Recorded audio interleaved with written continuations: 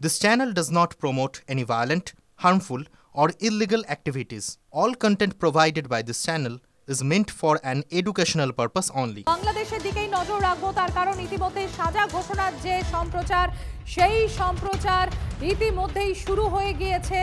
আর আমরা ইতিমধ্যেই টেলিফোনে যোগাযোগ করতে পেরেছি বাংলাদেশের যে সর্বোচ্চ আদালত ঢাকা সুপ্রিম কোর্টের বরিষ্ঠ আইনজীবী রবীন্দ্রনাথ ঘোষের সঙ্গে।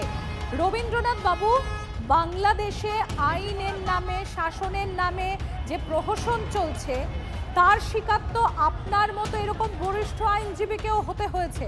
আর আজ সেখানেই আরেক সাজা ঘোষণা হতে চলেছে। আপনার কি মনে হয়? আমি একজন আইনজীবী বটে, আমি আবার মানবাধিকারের সভাপতি, বাংলাদেশ মাইনরিটি ওয়াচের সভাপতি হিসাবে। আমি আসলে রাজনীতির দিকে কোনো আমার মনোযোগ নাই, তবে আমি মানবাধিকারের দিক দিয়ে কথা বলি এবং আমার মানুষের নিরাপত্তা এবং জনগণের নিরাপত্তা, মুক্তিযুদ্ধের কথা, এগুলো আমি বলে থাকি, যেহেতু আমি একজন মুক্তিযোদ্ধা।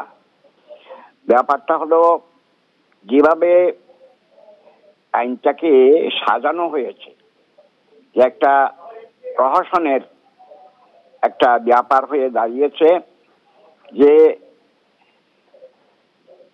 শেখ হাসিনাকে মৃত্যুদণ্ডে দণ্ডিত করার জন্য বিভিন্ন ষড়যন্ত্র আগে থেকেও ছিল, এখনো আছে। মুক্তিযুদ্ধের চেতনায় যারা বিশ্বাস করে, এদেরকে বাংলাদেশে না রাখার যে একটা পরিকল্পনা, তাদেরকে হননের চেষ্টা, এটা অব্যাহত আছে, আজকে থেকে নয়, ৭১-এর পর থেকে। ৭১ সালে যখন মুক্তিযুদ্ধ আমরা জয়ী হয়েছিলাম, দেশটা স্বাধীন হয়েছিল, সেই দিন থেকে মুক্তিযুদ্ধের বিরুদ্ধে বিশেষ করে পাকিস্তান এবং অন্যান্য রাষ্ট্রগুলো যারা লেগে আছে, তারা এখনো লেগে আছে যে কিভাবে যারা মুক্তিযুদ্ধের চেতনায় বিশ্বাস করে তাদেরকে হনন করা।